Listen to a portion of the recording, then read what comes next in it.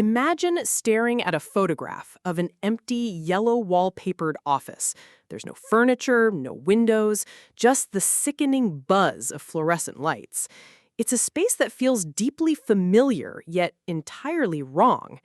This internet-born concept of liminal spaces terrified millions online, and when A24 handed a $10 million budget to a 20-year-old YouTube creator named Kane Parsons, the entire film industry held its breath. The result is the 2026 feature film Backrooms, and it absolutely shattered expectations, becoming A24's highest-grossing film of all time by pulling in over $360 million worldwide. But if you went into the theater expecting 100 minutes of a nameless cameraman running through endless digital hallways, you probably left surprised. Parsons made a massive, polarizing pivot. He transformed a viral creepypasta into a deeply intimate, character-driven psychological drama. The film drops us into the summer of 1990. We follow Clark, played brilliantly by Chiwetel Ejiofor. Clark is a heavily depressed alcoholic desperately trying to save his pirate-themed furniture store. He's in therapy with Dr. Mary Klein, played by Renate Reinsve. When Clark discovers a literal tear in reality in his basement, a null zone, he wanders in and vanishes. Driven by her own unresolved guilt and professional duty, Mary crosses the threshold to find him. The space she enters defies logic. Parsons reimagines the backrooms as an extra-dimensional reactive sponge. The environment actively feeds on human memory, trauma, and subconscious dread. To bring this nightmare to life, the production team didn't rely on green screens. They built 30,000 square feet of physical, practical sets.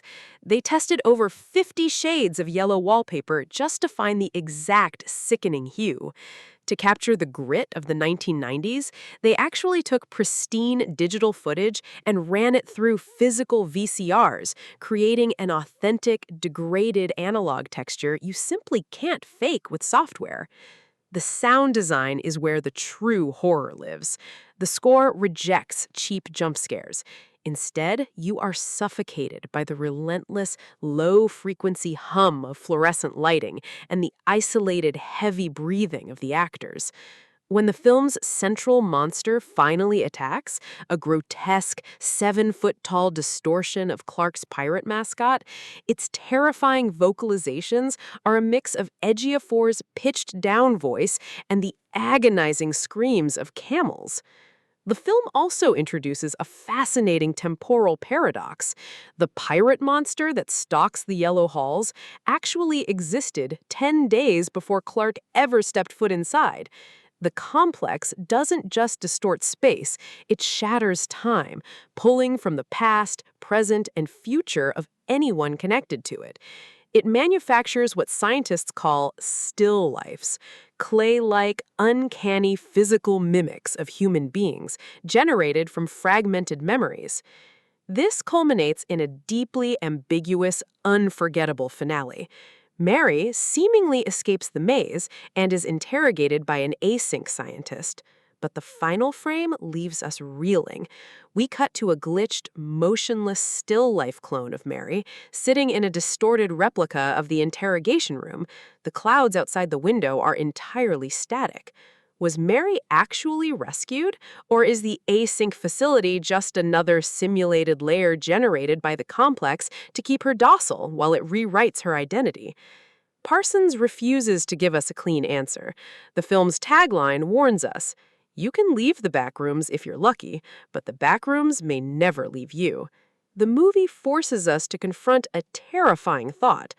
The scariest monsters aren't chasing us through endless yellow hallways.